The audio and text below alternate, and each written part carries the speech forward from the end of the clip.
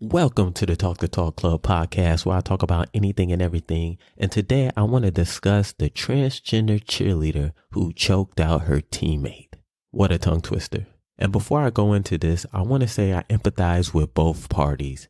For the victim, I can't imagine how it felt to have those big, muscular hands wrapped around your throat, knowing that you're being overpowered and might die. Because it doesn't matter what you identify as. Biologically, men are stronger than women. And for the transgender cheerleader, I want to say that I empathize with you because body dysmorphic disorder is a real mental health illness. And I don't know what it feels like to wake up every day and feel like I'm in the wrong body. And I know the depression that comes with that. And for those who don't know what body dysmorphic is, I'm going to give you the definition. Therefore, you can be educated when it comes to people in the transgender community.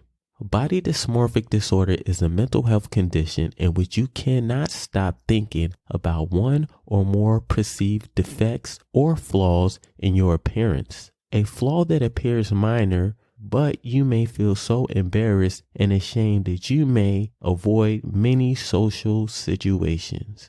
And that's just an overview of that mental health illness. I will have the link in the description because overall I'm about mental health, jokes aside. So now that we got that out the way, I want to say I've never been a fan of transgender women joining any kind of female sports or athletic competition. Because like I said in the beginning, it doesn't matter what you identify as. Your biological makeup says something different. So when you are competing with females and your biological makeup is saying that you are a male, you are giving those females a disadvantage. And it's a slap to the face for all the hard work and effort they put in to get there. And for these women to be training almost their whole life to get to where they at, just to have it snatched away from somebody who identify as a woman is a slap in the face to them. It will be the equivalent of somebody waiting in line for hours to get tickets. And when they finally get the tickets, somebody comes out of nowhere and snatches it out their hand. You know how devastating and heartbreaking that is? That's what you're doing to these girls. And the whole reason why this whole situation happened is because one of the cheerleaders said to the transgender cheerleader, you have a penis and you shouldn't be competing with women. And even though she's right, it all depends on how she said it and when she said it. But that is no excuse for anybody to put their hands on anyone, especially a man. It doesn't matter what you identify. Once again, you're still a man. And I feel like this person should be charged as a man. Putting your hands on women is not okay. And anyone who is supporting the transgender and doing what they did should go to jail with them. If you like them that much, share a cell with them. My biggest problem with America right now is instead of helping these people with their mental health disorder, they are encouraging it, hindering them, and making their reality something that is not. And when you distort their reality and somebody like that cheerleader breaks them out of that fantasy land, they react in rage and a situation like this occurs. We cannot baby those who have body dysmorphic disorder because it's not doing them any good in the long run. Psychologists and therapists need to step up and take the proper steps to help these people.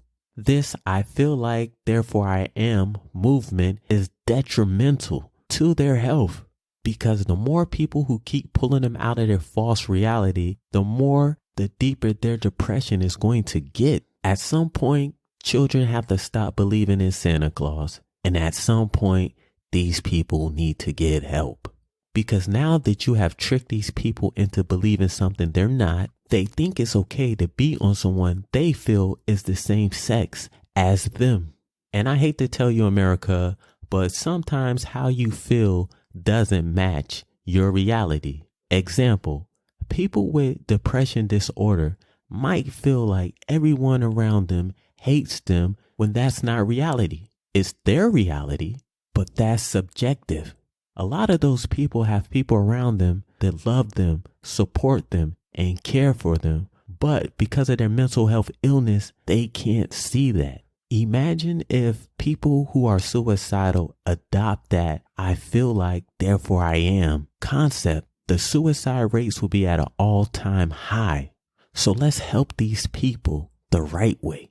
And I want to end this podcast with a story.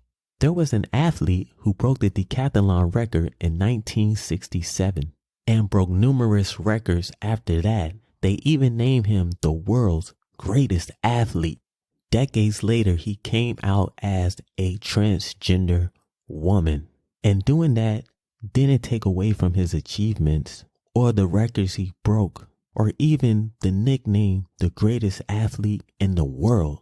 But what it did make me realize is if Bruce Jenner competed as Caitlyn Jenner in the female division of the Olympics, it would have been devastating to all those women who bust their ass just to get there. Think about it. Once again, this is the Talk the Talk Club podcast. Subscribe, like, tell your friends about it, and I'll see you next time.